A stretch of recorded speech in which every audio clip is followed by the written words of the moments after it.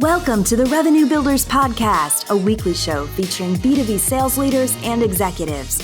Hosted by five-time CRO John McMahon and Force Management co-founder John Kaplan, the show goes behind the scenes with the people who have been there, done that, and seen the results.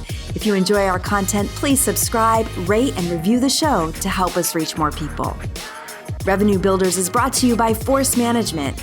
We help companies improve sales performance, executing the growth strategy at the point of sale. Find us at forcemanagement.com.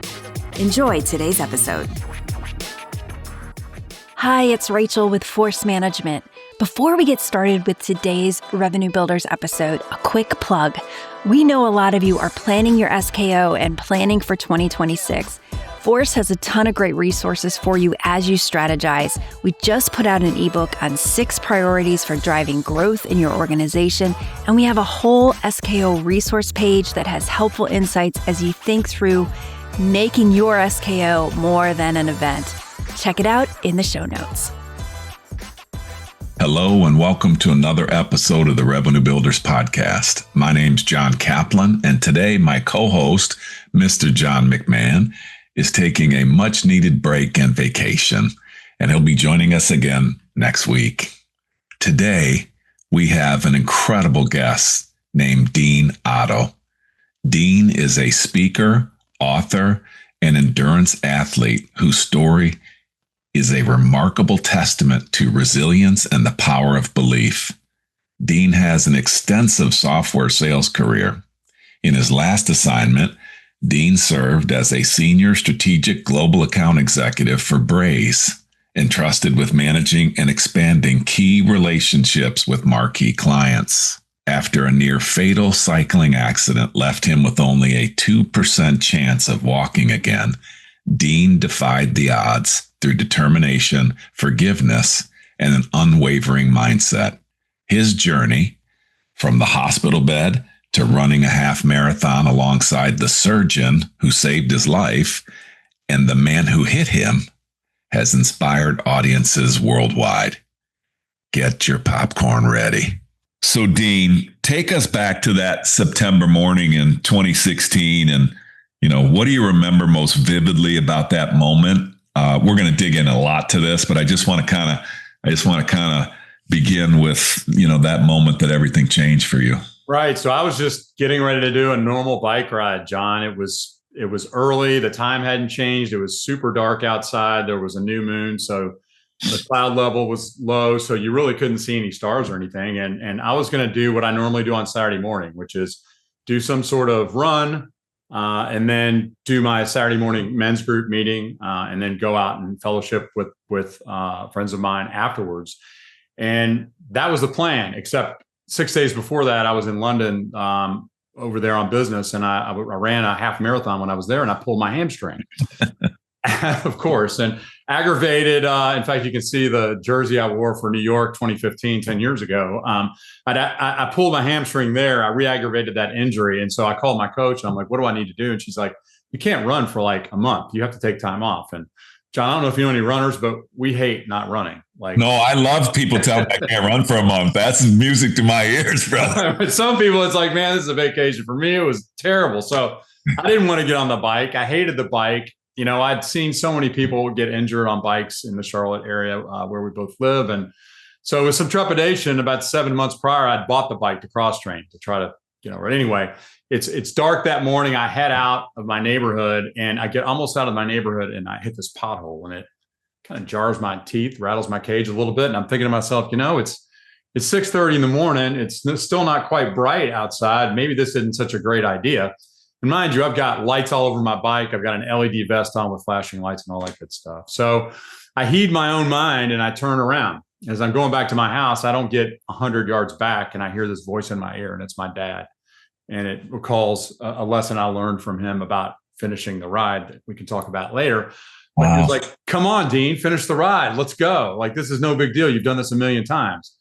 So I turned around again and I head back out of my neighborhood. I get maybe 500 yards down the road, down Providence Road, which runs north and south through Charlotte. And 3 cars come flying by me like bullets. I look over at them and I don't understand why they're going so fast on a Saturday morning at 6:30. I don't know if they've been out all night, if they've been drinking, if they're racing, or what's going on. About that time, I refocus my mind on the road ahead, and I hear the brakes lock up. I feel the impact. I hear my rear tire explode, and then it was lights out for me. And I'm, mind you, now flying over the top of my handlebars, kind of like Superman on top of my bike. It knocks me about 100 feet. And then I come to rest in the middle of Providence Road, the corner of Andover and Providence, and I'm completely paralyzed. I know exactly where that is. Yeah. I'm completely paralyzed. I can't feel anything. And, I talk about this in my book, and I talk about this in my keynote. I think we always revert to our training. Right. So training needs to be intentional. And if you do things long enough, it sort of becomes like a reflex. So 7 years prior to that, I quit drinking. And so I learned a lot about myself through, self-inventory and self-analysis and self-discovery and all that kind of stuff. And a couple of things that I learned is that, number one, I can't control things I can't control. So there's some things that are, like if you drop a hula hoop over your head, John, the only things that you can really control in your life are that space between your chest and the inside of that hula hoop. Everything else, you're in charge of your attitude, you're in charge of the action, but you're not in charge of the outcome as much as we'd like to think we are. So I had to give that to a higher power that I choose to call God. And I'm not invoking any religious preference on anybody, but I have to have some sort of humility in my life and surrender that to that power. So I knew that I couldn't handle this. I couldn't feel anything. I prayed for the doctors to help put me back together again. And I prayed for my— You're laying in the street. Laying in the middle of the street. This is the first thing I do, John. I wake up. The first thing I do. They're trying to pull the bike off of me. And I said, stop. I think I'm paralyzed. Oh my Lord.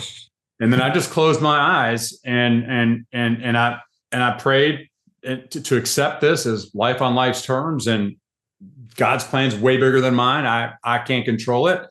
And then I did something. That moment in the street. In that moment in the street. And here's the kicker, man. This is one's hard to believe, but it's the truth. I learned in recovery that I can't have resentments. Resentments are the number one thing that cause people who have quit drinking to go back to drinking. And so I had to release the resentment in that moment right then. So I prayed for this guy that literally just ran me over in his F-150 truck while I'm laying in the street. And let me tell you something, John. Yeah, go. It was the most spiritual experience I've ever had in my entire life. All of the fear, all the panic, all the anger, it completely left my body. I mean, I'm getting the feeling right now, and my heart filled with just love and peace. Oh my Lord. I mean, it was super powerful. And it wasn't because everything was okay, because clearly it was not, but I was okay. And I knew somehow, some way I was going to be okay. I didn't know how, I didn't know why or what, but that's what I felt. And then, they loaded me up into the ambulance and they took me to— I want to go deeper into the rest of this after they pick you up off the street. Got it. What I like to do is level set a little bit, because I think our listeners are probably like, holy smokes. So we don't get it lost. Let's talk a little bit. Who's Dean before this accident?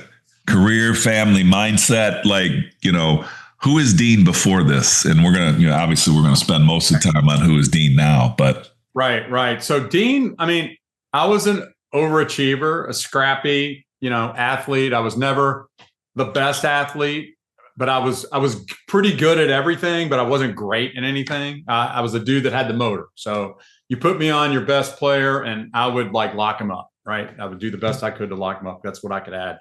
That's where I could add. I worked hard, but not hard enough. I consistently performed and achieved, but I also consistently fell up the escalator. Even though my drinking was continuing to escalate, I continued to achieve, to the point where I kind of didn't. And I wasn't willing at that point to accept that was the reason why I lost a job. But it wasn't soon after that my wife and family had an intervention on me and really caught my attention, which again, that's also part of my talk and everything that I went through during that. But I was a normal guy. I mean, people liked me. I had fun. I had too much fun. And at the end of the day, after, going through this and a lot of self-examination, John, I think I was very selfish. And I don't, as much of a family guy as I was, I mean, I coached all my kids' sports, like every sport they were in, I coached them. I was always there for them.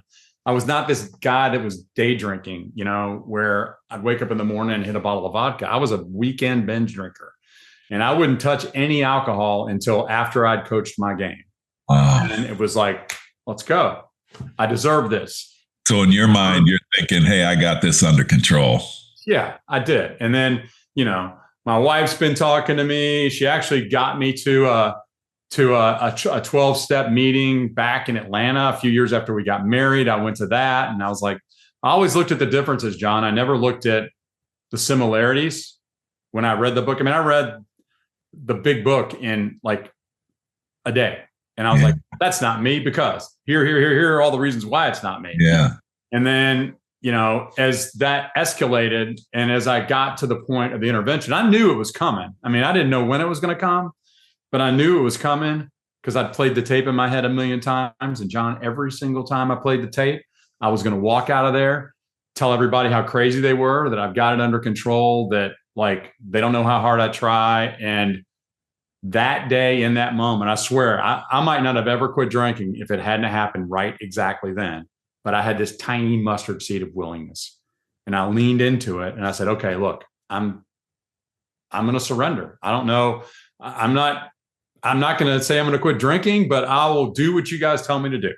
So I went to inpatient treatment, and I started going to 12-step meetings, and slowly over the course of a few months, I started to see the similarities instead of the differences in my behavior and my attitude, my actions.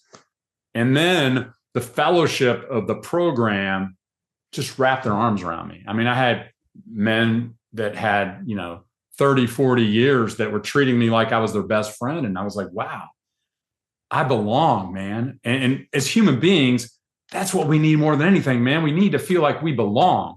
Yeah. And this was like Norm and Cheers. Like, it's like you walk in and like everybody knows your name, and you're having a great time, and you're high five, and everybody's busting each other's tail. And it's a great time. And it's all the things that I thought I was going to get in the fraternity and in my partying life that were very superficial.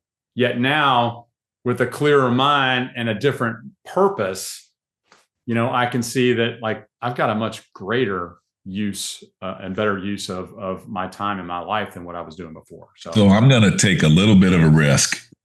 Okay. This isn't on probably wasn't on the agenda. I'm being very aware of my own circumstances and aware of the audience that we have, the pressure that our audience is under, and just life in general. So I haven't had a drink in 35 years.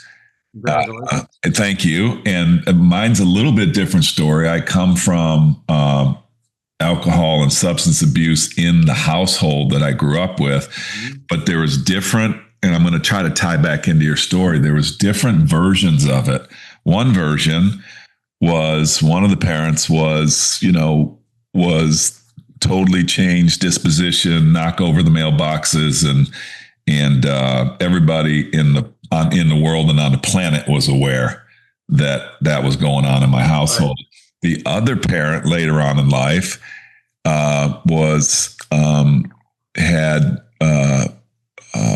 could drink a fifth of J&B every day and not bat an eye until they couldn't, and they actually probably died from that poisoning.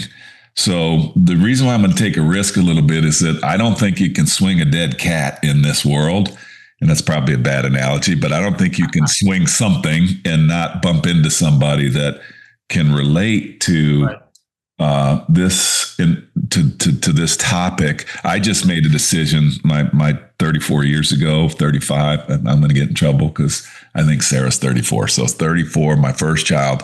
I just made a decision that was not going to come into my household. But just for a moment, for people that are listening, and you're the kind of individual, I think, that you're focused on achievement, you're focusing on what you can control, you're focusing on, and you're in control. And just any advice that you have for people out there that are battling anything, battling mental health, battling addiction, battling anything, any advice that you would have. I know this is a little bit off topic from where we're going on your September amazing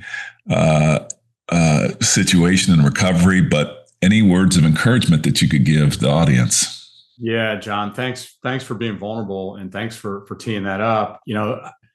Addiction and mental health, I mean, they're hand in hand. And in my experience, and I've worked with a lot of addicted men over the last 16 years, isolation is the biggest enemy. Amen. As we withdraw, so people that are bipolar or people that have substance abuse problems, it's like mental health and substance abuse. It's like a cutting horse. It goes into the herd and it cuts you out, and you get over there by yourself. And that's when your mind starts playing tricks on you. It starts to tell you things that aren't true. And if I could give any advice to anyone, talk to somebody about it. Trust your spouse, trust your best friend. Reach out to somebody that maybe has some experience with this because I guarantee you, if you try hard enough, you're going to run across some people, like you said, that have had experience with this, and find out like what they went through and what they did. And what I like to share is my experience. I don't like to tell people what to do because, I mean, alcoholics don't like to be told what to do. So, right.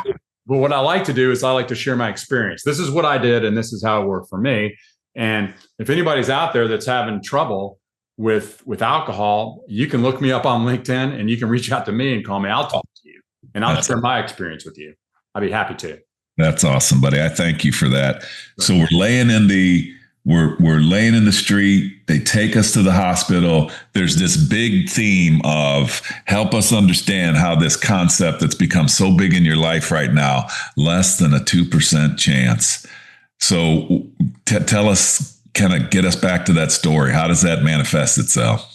Yeah. So they take me up and they get me to the hospital. And I mean, there was 6, 7, 8 sequential miracles that all sort of happened. Like all the lottery balls had to line up for me, John, and they all did. So, first of all, 70% of the people that hit people on bikes, this is hard to believe, but I looked it up, don't stop. So maybe they don't think they hit somebody, or maybe they're scared that they're going to get arrested or whatever. They take off. So the guy stopped. He rendered aid. There was an event in Charlotte that week.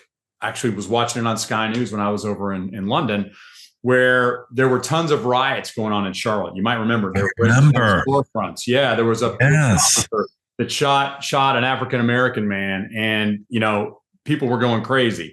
But that was a blessing for me because the police and the EMS folks were positioned throughout the town, throughout different parts of Charlotte. So if there was trouble, that they could get on the scene immediately. Cops were there in 3 minutes. The ambulance was there 3 minutes later. I'm not lying. I mean, I looked at the tape of the medic recording and all that stuff. I mean, it was amazing how fast they got there, how they triaged me. They get me to what was then called CMC Maine, which is now Atrium Health. Yeah. It's only 2 miles away. It's the only level 1 trauma center in the entire region. If you're going to get shot, you're going to get hit by a truck, that's where you want to go. You want to go to CMC Maine. They get me there. They get me triaged. The time I got hit until the time I got through triage was 90 minutes. Okay. Now, mind you, there's only one guy maybe in the world, but definitely like on the East Coast of the United States that can do this surgery. And it's a 4-hour surgery. And I got 90 minutes. It's like they looked into it. You have a shattered and dislocated spine, without getting into the gory details. Yeah. So my back looked like the Hunchback of Notre Dame. There was a huge bump in it where the spinal cord was basically tethering me together. The T12 and L1 vertebrae were shattered and the bones were impinging upon on my spinal cord. It didn't penetrate the dura, which would have been complete paralysis, no turning back, but it had cut off all the blood flow. So I've got no blood going to any of the nerves below my belly button, right? So I've got 3 hours from the time of impact until, if they can't restore the blood flow and get me fixed, I'm still paralyzed. So imagine if this happens out in Waxhaw or someplace and they've got to helivac me to CMC, I'm going to be out of time. But he gets in there and he's not a human being. I mean, he is like Superman. He goes in and he's got a photographic memory. He knows where the screws are supposed to go. Instead of taking multiple images of your spine. There, you get hit at 6:30 in the morning. He lives like a mile and a half from the hospital. Boom. He was on call one Saturday a year, John. He was on call that Saturday. So, I mean, now you're starting to understand the whole spiritual side of like. Coincidence? I think not. I don't think so, man. Yeah. Too many things happening here, right? So he gets in, gets it done, and I'm laying in the recovery room, and he comes in, and he looks really young. My father-in-law's making fun of him, calling him Doogie Howser. He's like, Doogie wants to talk to you. So I come in, he comes in, and he's like, hey, I'm Matt McGirt. I did the surgery. I want to see if you've got any movement at all below your lower extremities. Now, that already tested me like 3 different ways, and I scored a 0 out of 15. So I'm completely paralyzed, right? And I can't move anything on my left side, and I concentrate super duper hard, man. And I'm trying to get my big toe to move just a tiny bit, man. And I don't know if you can see that or not, but to move maybe a centimeter, if that. And then it was like a Disney movie, man. We're all crying and hugging. And mind you, I've got my whole family there. I've got friends that have already heard about it. They're already there. And it's just like, it's a love fest, man. And the interesting thing is I challenged Matt to run a half marathon laying on that recovery room. I said, look, I just ran a half marathon like 6 days ago. Are you a runner? He's like, I ran track at Duke. He went to Duke undergrad, med school, Johns Hopkins residency, Vanderbilt faculty. This guy's like the neurosurgeon's neurosurgeon. He's unbelievable.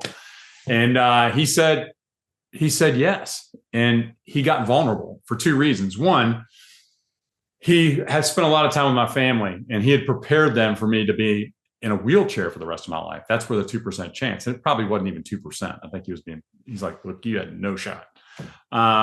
So he connected with them, and then he connected with me. He saw a little bit of himself in me. We were both outgoing personalities, both super positive people. And he let me in. And from then on, we forged a friendship. And I walked into his office 4 weeks later. Before that, though, I want to get just before that. It's this whole mindset thing.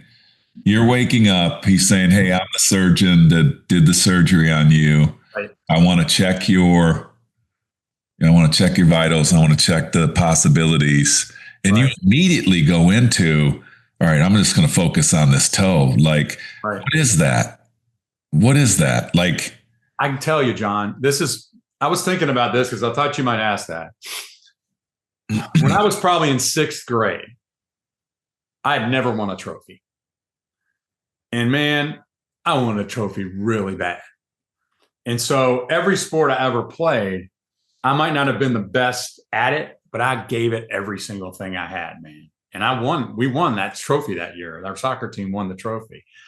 And I was an integral part of that team. And I'm competitive. And when I get a challenge, I can get laser focused, and I can get super intentional about what I'm trying to do. And I lock in. And my mom and dad used to say, it's like, if you just lock into your schoolwork a little more, Dean, you'd make straight A's. Well, I've never listened. Now, once I did, of course I did, but I got to get locked in, John. And I got locked in on that toe. And no time is spent like you're waking up like, what the heck happened to me?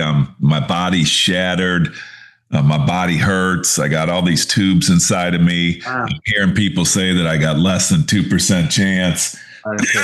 How does the mind not go to the emotional side of, I might never walk again? Like, I know we're going to get into it. Like, you've created like a mindset that you can help from others. So I just want to make sure we don't miss that there's got to be something, a mechanism that you're drawing upon that says, okay, my brain can go one of two ways right now. It's the power of positive thinking. I believe that, and I read a book every morning by a guy by the name of Emmett Fox. Emmett was a metaphysical teacher. He passed away back in, I think, 1951. And he wrote a lot of really interesting books. Sermon on the Mount was one of them. And this book is called Around the Year with Emmett Fox. And it's basically a 1-page devotional, and it'll have some sort of message around positivity. And then sometimes it'll have a little piece of scripture that's tied to it. Sometimes it won't. Again, it's non-denominational. But I was given that book by my sponsor, and I started reading it, and it really changed my life. And I knew one of the exercises that he asked you to do in that book is like, the second you think of something negative, like quash it and get it out of your brain and start thinking about something positive. So if I'm going to have a chance every morning, like to have a good day, I need to read that message of positivity every morning. I read some other literature. I do some prayer and meditation and have some quiet time and get sort of spiritually aimed. And, luckily, again, that morning, that's like, once I get locked in on a habit, I mean, I keep doing it. I mean, I just keep repeating it. And it's just discipline. And my dad was, the son of German immigrants. And doing what you say you're going to do, doing it on time, finishing what you start, that was ingrained in him. He ingrained that into me, and it's just part of how I'm made up. It's my hard-headed German nature, I guess. So I lean on that. There's this other concept I want to delve into. I think this is an appropriate time. You said that 70% of the people don't stop, and yet I believe this gentleman's name is Will. That's right. Will stopped. Right. And not only did Will stop, but Will is emotionally, spiritually wrecked, devastated, and he reaches out to you, not knowing that you've already prayed for him or forgiven him. Can you tell us a little bit about that? Because like when I read that part of your story, I was like, whoa, like forgiveness and reconciliation. Set that up for us. Sure. So my coach, Kelly Philnow, is got a coaching practice, coaches a lot of world-class and was a world-class triathlete herself. She was the one that was training me for New York. And after New York, I kept her on because she got me in the best shape of my life. So I pulled my hamstring before I left London. I called Kelly. I'm like, what do I do? And she's like, you're on the bike. So he sought out Kelly. He found me on Facebook, found Kelly that was connected to me. And he reached out to Kelly and said, hey, I'm the guy that hit Dean. I'd love to come and apologize to him. Do you think he would, be open to that? And she said, well, let me call his wife. I know Beth, and I'll ask her. And Beth comes to me and she's like, the guy that, he wants to come talk to you. I'm like, that's going to be kind of awkward, isn't it? I was like, I've already forgiven him. And my wife kind of shook a little sense into me. She's like, Dean, come on. It's like this kid. I mean, let him come see you. And I'm like, you're right. You're still in the hospital. Yeah, I'm still in the hospital, man. I've been there 8 days at this point. Wow. Maybe 7 days. So he comes in and, he calls Beth. They set it up. He comes in, and I think it's going to be some sort of awkward, I'm sorry, you're forgiven, goodbye. John, it turns into like a 2-hour conversation, and we've got tons in common. I mean, this kid is a choir boy. I mean, he is like, was integral in the mentorship program at Virginia Episcopal School. He's a very spiritual guy. He's got a spiritual wife. I mean, they're really just awesome people. And we built a relationship with them. We had dinner with them several times. And then, serendipitously, I run into this guy 4 months after my accident on a trail at McAlpine Park. And it was windy, and I got off the trail to get on another little known trail because I wanted to get out of the wind. And there he is with his wife, and they're walking their dog. And they're like, oh my God, Dean, how are you? What are you doing? I'm like, I'm training for my comeback race. You guys are doing it. 4 months later. This was 4 months later. And they're like, if you're in, we're in. So they did it. and their parents came. My son came home from Chapel Hill. Everybody painted up signs. It was unreal. And that's sort of where the news coverage started. Michelle Bowden. You guys wound up on Ellen, right? The Ellen Show? We ended up on the Ellen Show. We ended up on the Today Show. We ended up on 700 Club. We ended up in World, New York Post. It went viral. I mean, like 2 million people saw the video in like 24 hours, John. My phone was ringing off the hook, and I had no idea how to handle it. I was like, I called Claire at Atrium, their PR person. I'm like, look, man, you're gonna have to run like interference on this. I don't want to be famous. I just want to like raise money for spinal cord patients that weren't as fortunate as me and my outcome. So let's see if we can't get the focus on that. So they were. Now you're working, right? You're working. You've got to tell us a little bit about that. Like you're go out for a ride on Saturday, and you probably got sales calls on Monday. Yeah. And you just finished them on Friday, and you get you get smacked, and now you're in this recovery. We're hearing all this story about 4 months later, you're riding a bike, and when you have less than 2% chance to not be paralyzed. Yeah. How's the work fit in? Well, I was off for 3 months. They gave me 3 months to sort of get it back together because I had a really bad concussion on top of all the other stuff that was going on.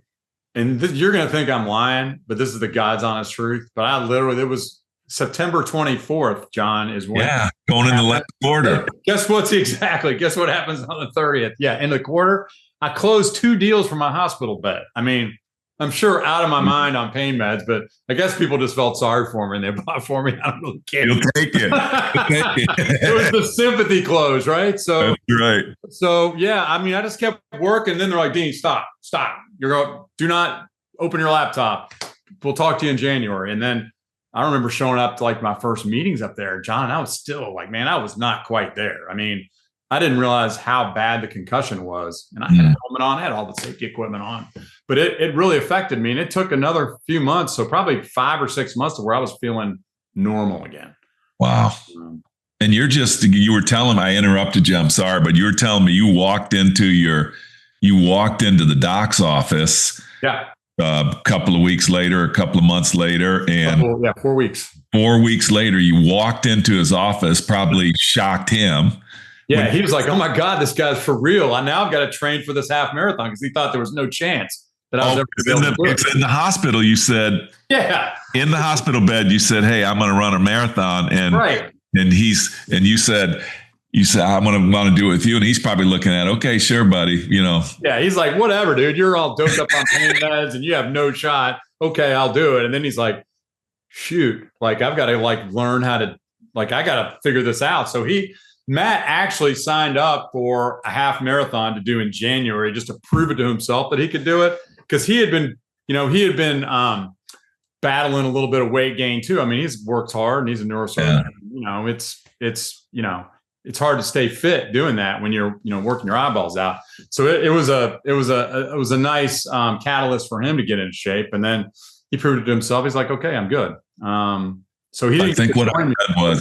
Yeah, he ended up joining you guys. And did Chris run it again? Did he did the first one with you? Did he do the second, or was only one, the one big one? Well, Will Huffman was the gentleman. Sorry, Will. Yeah, that's okay. Will hit me. Now that was just a 5K. So that was my comeback race. It was a race in the South Park area that I did. He did that. He did the half marathon with us in Napa Valley on the 1-year anniversary date. Yes. This is what he doesn't tell us, John. I mean, he's got a heart condition. So like running for him, I mean, he ran in high school, but he hadn't run forever. It can not only be like a risk for him, it could be downright dangerous. But he never mentions it. He's like, if you're in Ironman, I mean, the integrity and the thoughtfulness of this young man was just unbelievable. I mean, I talk when I wrote my book, the first 4 chapters, I basically tell the story from 4 different perspectives. Obviously, my perspective, which I think I had the easiest job, to be honest with you. The toughest job was probably Will's, because he's the one that hit me, right? So we talk about what happened on his day that day. Then we talk, the second toughest job is probably my wife, because she's going through like, and it's my husband, I have to take care of this guy for the rest of his life. Is he ever going to be able to walk again?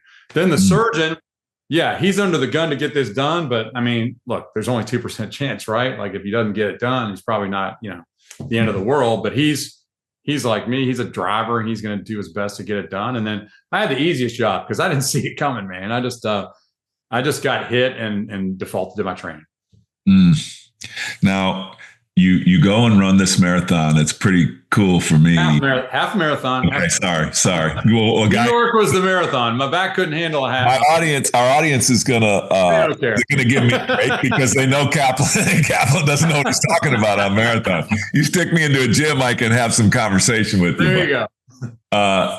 I think one of the amazing things I read was, so you finish, not only do you finish, you go back for those guys, right? You go. Yeah. Matt and I finished together, and we're all hugging and high-fiving, and we look around, and I look over at Janelle, Will's wife, and you can see she's panicking. I'm like, oh my God, where's Will? Matt's like, don't worry about it. I got it. Because mind you, I've like emptied the tank to get this done. And I'd put this crazy goal of trying to like break 2 hours in the half, which for a normal 52-year-old guy at this time, that's like not a super aggressive goal. I mean, I ran New York half in like an hour and 30 minutes. Yeah. In shape. But for a dude that's just had 4-level spinal fusion, I mean, Matt's like, I don't think anybody's ever done this before. So the expectation was crazy, but I put my head down and I was able to, I crossed the finish line. I never looked at my watch the entire time, but I looked down and it said 1:59:55. Like I beat it by 5 seconds. Of course you did. How? I mean, how? Again, all these things are not coincidences, John. So we're like, shoot. So he takes off. He goes back up the course to go find Will.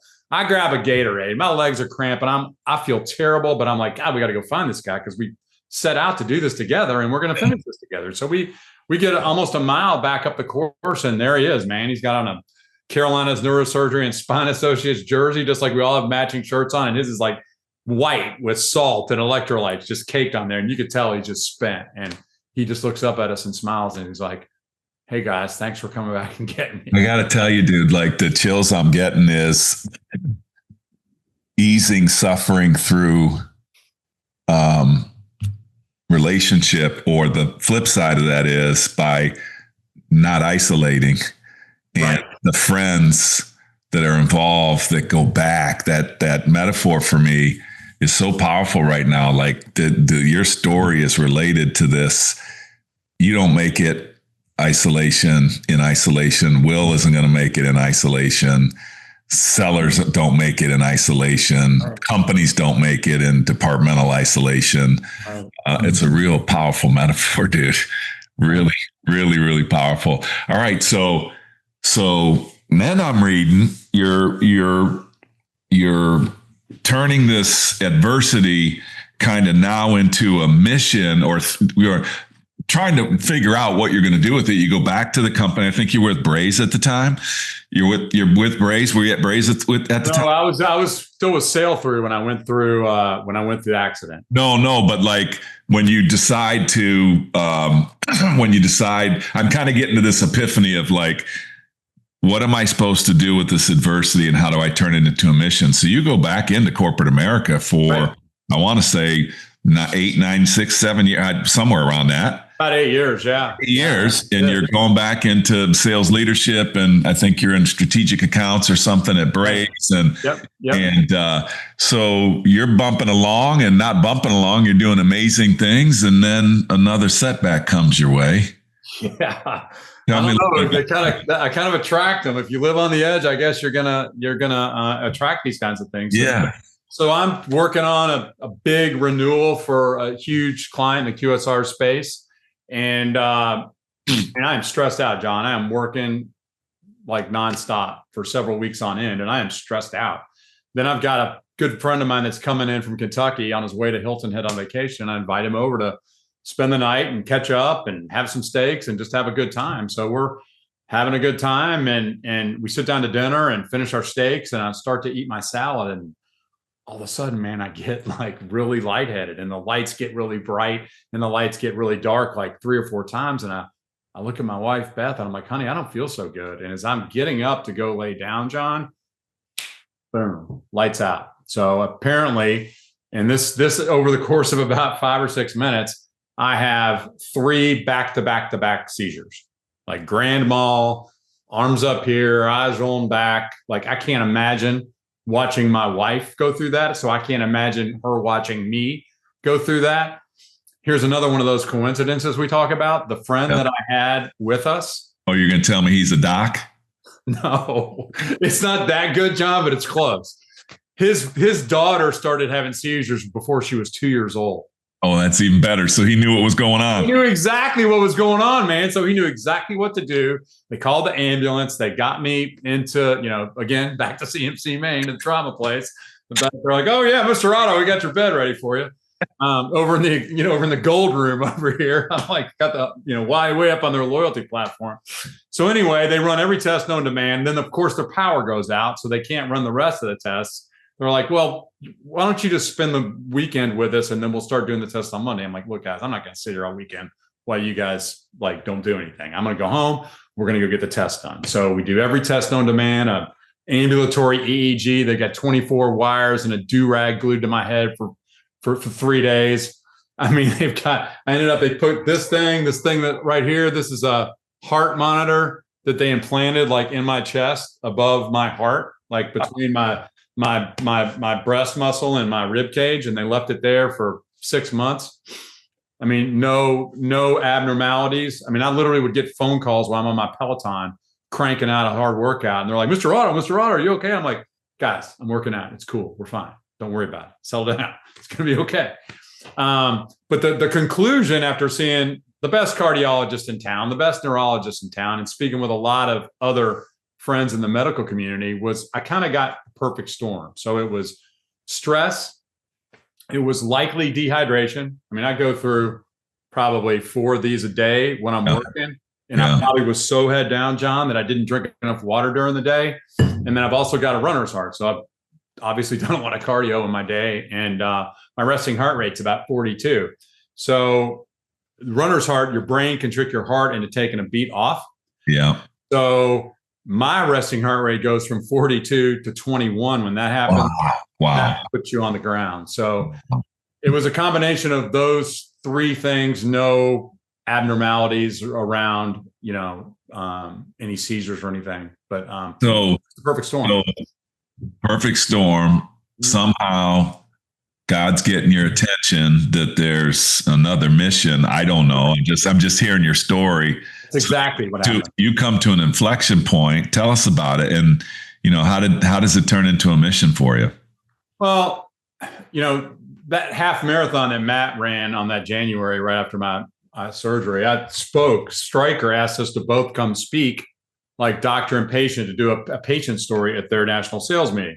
And this is the little trophy that they gave me. And this is this is my back. This is exactly what's in there and all their titanium, right? Oh, wow. They gave that to me and they just said, we want you to get up there and talk. And I was like, I'm a sales guy. I'm a ham. I was like, fine, I'll go talk. So I write down a couple bullet points on a piece of paper and I shove it in my breast pocket. I never look at it. I just get up there, man. I tell my story. And man, people were crying. They were coming up to me and hugging me afterwards. And Matt couldn't be there. So we made a video kind of before that. Kind of to talk about the medical part of it. But anyway, on that stage, I was like, man, I kind of feel like Mick Jagger. This looks really cool. I mean, I think I would like to do this for a living at some point. So I kind of parked that in the back of my head, John. And then people would organically just reach out. Maybe they were there. Maybe they talked to somebody who was there. Like, man, you need to get Dean Otto to come talk. So I talked at several other medical device conventions and distributors and those types of folks. And then this happened. So I've got all these people saying, Dean, you need to go do this. You're born to do this. You're born to tell your story. This story can reach so many people and help so many people. And that's really all I want to do, man. I really just want to help people because it just gives me the best feeling in the entire world, to be selfish about it. But it wasn't until that May 31st of 2024 to where I got all these little whispers in my ear, Dean, go tell your story. Dean, go tell your story. And this was like the baseball bat, just right across the floor. It's like, look, I don't know how many times I got to tell you, Dean, you've got to go do this and you got to go do it now. So I made the decision. I talked to my wife. Luckily, I had a killer year at Braves. I was a top rep there my last year, and it afforded me the opportunity to go all in. I mean, I tried to scale this thing the year prior while I was still working impossible, man. You just can't. So you go, let's talk about that a little bit. You go from the notes at Stryker Conference in your pocket. You got to go to this articulation of this experience that others can understand your journey. So you got to be able to articulate it, not just feel it and tell it. And so you're thinking about stuff. So you write a book. Was this the time? Did you write a book earlier than this, or did you? I wrote a book before that. Yeah. So it was about 4 years after the accident. Again, people were like, you got to write this down. So that's called 2% Chance. I can get it on Amazon, right? 2% Chance show book. Here it is. 2% Got it. on Amazon. So people can get it there. I wrote the book. Didn't really want to write the book. I mean, again, I was doing this to help people, and people were like, you got to chronicle this. People need to hear this story. So I did it, John, but I didn't really have the time to promote it properly. So it just kind of sat there, and a lot of people bought it, but it wasn't like I was out speaking and promoting the book and doing all that kind of stuff. So then this event happens, a year and a half ago that sort of pushed me over the edge. And I'm like, all right, it's time. I'm going to do it. I hired an agency down in Charleston called the Keynote Group to help me put my story together. And not because I can't really tell it chronologically. It needs to be in a little bit. So I've broken it down into about 8 different modules where we can customize it and personalize it depending upon the company. And take us on a little tutorial, brother. I think you call it like leadership through belief. You call it finishing the ride, or the finish the ride story. Finish the ride. Talk to us about what does it look like? Give us a little taste. Let me give you a little taste. So when I was 12 years old, my dad and I were always looking for that one thing that we could do together, where we could spend some more time together. We tried a lot of different things, John. We were both athletes. We both loved the outdoors. At the time, I wasn't really into hunting and fishing like I am now, mostly fishing. My dad was, but we settled on cycling. So Dad bought me this nice road bike, and we started riding with the Louisville Wheelmen. And when he was convinced that I could handle something a little bit bigger, he signed us up for this thing called a century. And a century is a 100-mile bike ride that you have to do in under 12 hours. Okay. Yeah. So I grew up in Louisville, Kentucky, and this bike ride is called the Horizontal 100. It's in Findlay, Ohio. I'm sure you're familiar. Findlay is pancake flat. Yeah. And there are tons of cornfields. I mean, it's like one giant cornfield. So we set out on this thing, and it's like 90 degrees. It's August, 90% humidity plus. It's awful, man. We're trudging through this. I'm staring at my dad's big sweaty butt for, the last 6 or 7 hours, and I'm over it. I want this. Pops is in front of you. Pops is in front of me, and Pops is probably over it too, for being honest. So we pull into this rest stop, and my dad's thinking we're going to do this little NASCAR splash and go. Like he's going to get a drink of water, and then we're going to take off and do the last 20 miles. I've got a different idea. So I go away from him. I'm like, I got to go away from him for a couple of minutes. So I go hide under this tree and get some shade for a second. It's like the only tree in the entire county. So I'm sitting under the tree, and I talk to this guy, and he tells me about this thing called a sag wagon. Now, SAG stands for support and gear. So if you've got broken bike or broken spirit, this thing whisks you away back to the start finish line in air conditioned comfort, right? This sounds really good to me right now, man. I like that value proposition. That value prop is awesome, man. So Dad says, come on, let's go. And he takes off. Dean does not. Dean decides he's going to wait for the sag wagon. So Dad gets maybe a half mile down the road. He looks over his shoulder, and he realizes that I'm not behind it. And let's just say Dad's not very happy at this point. So Dad turns around. He sprints back to where we are. He kind of levitates off of the bike, if you can imagine that, storms over to where I am. And he looks at me, and he looks at this guy that just told me about the sag wagon. He said, Dean, you can either end up like that guy over there, or you can get back on that bike and finish this ride. Now let's go right now. Now he was a little bit stronger with his words than that. But I'll save the expletives. Yeah. Let's just say I got back on the bike and I finished the ride. And I understood at that point that my dad wasn't talking about the bike ride, really. He was talking about my life. And John, I learned a lifelong lesson. What a gift. That you have got to finish what you start. So, I mean, I might finish it too fast sometimes and might, but I'm going to try to give it the best I can every time. And I'm going to finish it. And it drives me crazy because my wife is not like that. I mean, she's a little ADD and she'll have a lot of different things going on and some things don't get finished. And we have to have another podcast to let her. We should have her on. Exactly. After all the crap, let me tell you something. No. After all the falling down you're doing, I think we need to hear from her about what her story is. You totally do. We've all got one, John. Hers is probably better than mine. So that's where that lesson came from, and so that's where that voice came from, and that's why it's so important to me. To finish what I start. And it's a simple little lesson.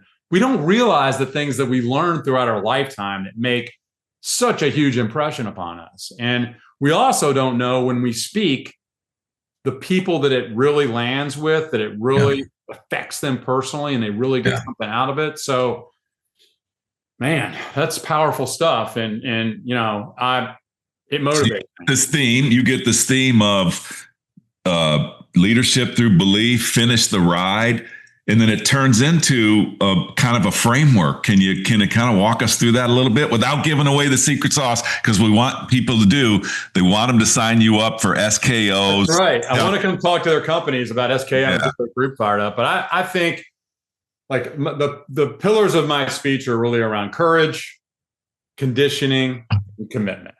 So I obviously had to have some courage to face what I've faced. The young man that hit me. How do you define that courage? What does courage mean to you? Courage just means showing up. Courage really means showing up. And that's like the most important thing for anything, man. We have to show up. I mean, that's when the magic starts. But nothing's going to happen if you don't show up. You know what I like? I like that. My favorite one is on courage. This one really means a lot to me in my life. Being afraid to go, but going anyway. Right. You just go. Just go. Yeah. That's the worst thing that can happen, right? So you go. I went. Matt got vulnerable, the surgeon, and came into my life. Will showed up for me and apologized. So that's a huge part of what we talk about. Then I talk about conditioning. And this is super duper important. And this is the lesson that everybody needs to hear. So 4 things I think are super important that we do every day, John. And I think if we're going to live a happy and successful life, both at home and at work, we need to be working on 4 things all the time. And that's physical conditioning. I need to be clear in my mind. I need to be strong in case I get hit by a truck. I've got to be in shape. So any malady that hits me, I'm able to fight for my life, right? Second thing is emotional conditioning. And I relate that to communities. So what communities are you building in your home life, and what communities are you building in your work life? Are you working with other teams at work, or do you work in a silo? Are you a cowboy, or are you involving everybody? I've had my most success when I involved everybody. Everybody might not necessarily like agree with everything that they hear, but I want to hear them out and hear what their point of view is, so I can take that into consideration moving forward. So I work on communities, both inside work and outside work. Lots of communities. I mean, people came out of the woodwork for me, filling my freezer full of food, coming and mowing my yard, taking the garbage cans down. I mean, you name it. People were there for me because I invested the time in them building my community. But the real reward comes, John, when the other thing happens, when something happens to them and you're able to show up for them. Because for me, that's the gift. When I get to give it back, that's when I feel the best. I mean, it feels great to get the gift, but it feels way better to give it. Something I didn't understand at Christmas when I was a kid, but what really understand now. Then we have to work on intellectual fitness, right? Conditioning. So what am I doing on a daily basis to be intellectually curious? How am I honing my craft? How am I getting better at what I do? I mean, exactly like what you guys do at Force Management. It's amazing. It's the best sales training I've ever been through. You guys did not pay me to say this. This is just the truth. The 35 years, you all do an amazing job. And thank you for that training. I wish I had it way earlier in my career. And then most importantly, and probably the most forgotten, is spiritual fitness. And I think of spiritual fitness not from a religious perspective, but I think of it from more from a humility perspective. So there's, in my belief, I think there's got to be something out there that keeps the sun and the moon coming up and down and keeps the stars from running together, right?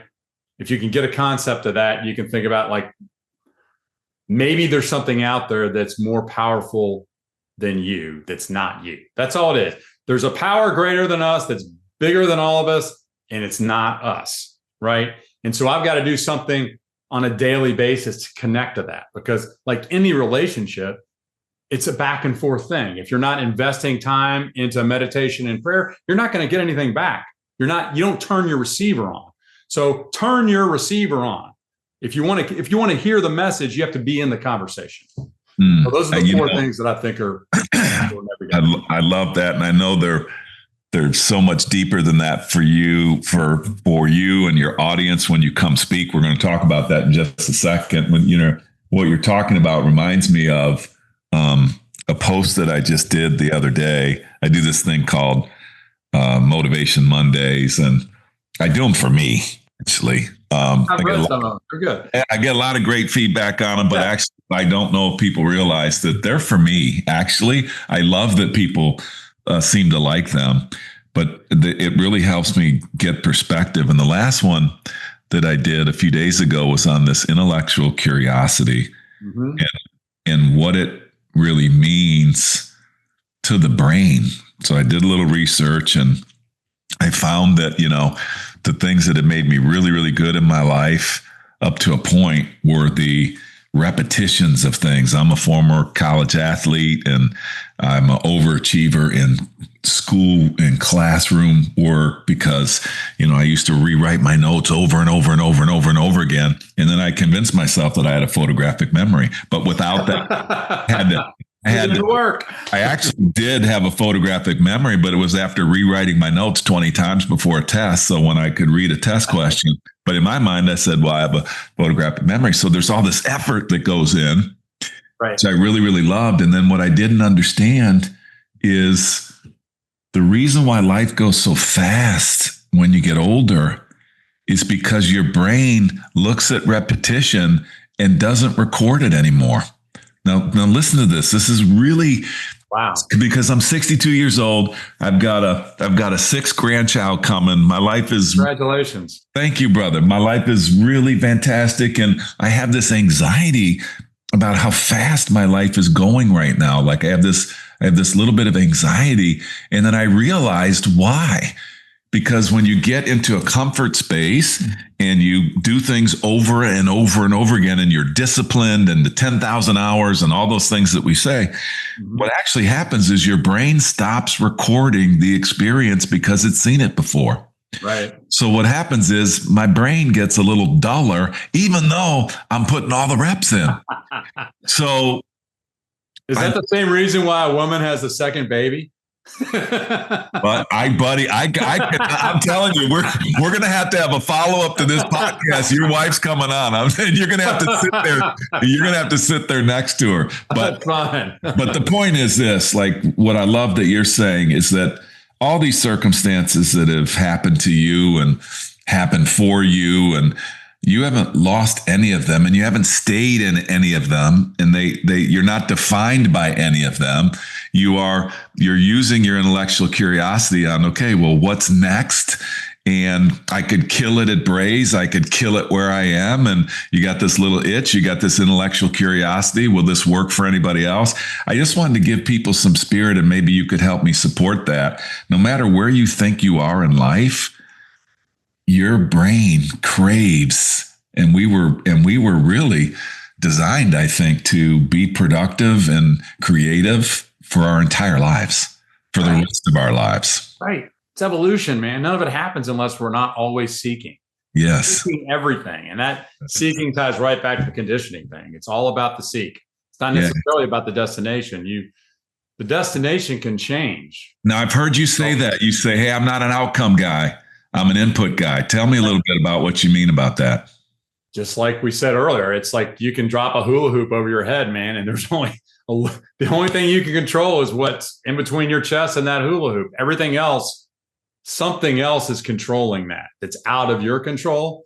So if I've got a great attitude and I take the next right action, chances are the outcome is going to be pretty great.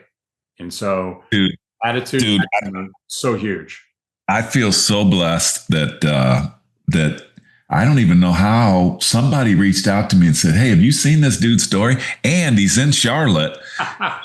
and then our producer got in touch with you. Rachel got in touch with you. And I started, getting ready for stuff. I'm like, and I always do it too late. And all of a sudden I start seeing this you on the Ellen show. And I start reading parts of your book and I'm like, holy smokes. Like, I'm looking forward to this, dude. And you didn't disappoint me.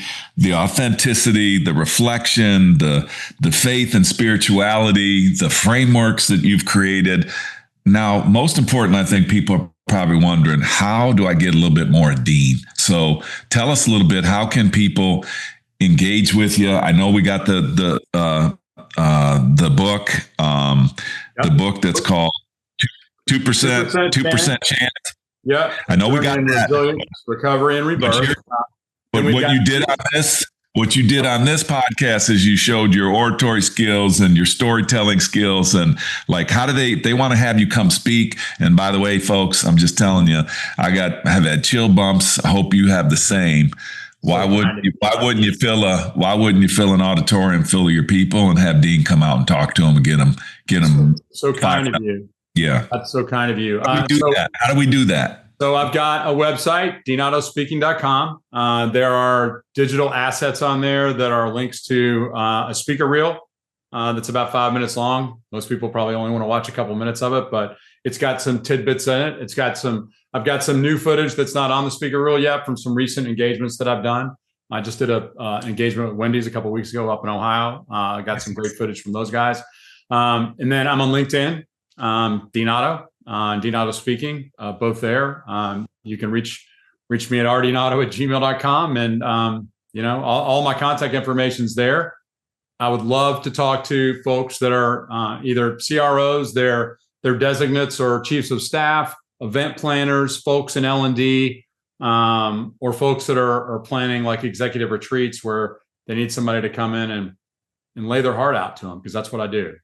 This means a lot to me, and I'm just blown away by your engagement, John, and your kindness and your willingness to have me on your podcast. And we got to go, man. We need to go to your mom's donuts down in Matthews. That's like one of my favorite places. Let's go, buddy. I'm looking forward to meeting you in person, brother. Really. Let's do it. You're amazing. Now, I think is there any fundraising or stuff that you're doing or is that all done from the spinal cord stuff? It's never done, but it's never done. But I do a ride every year.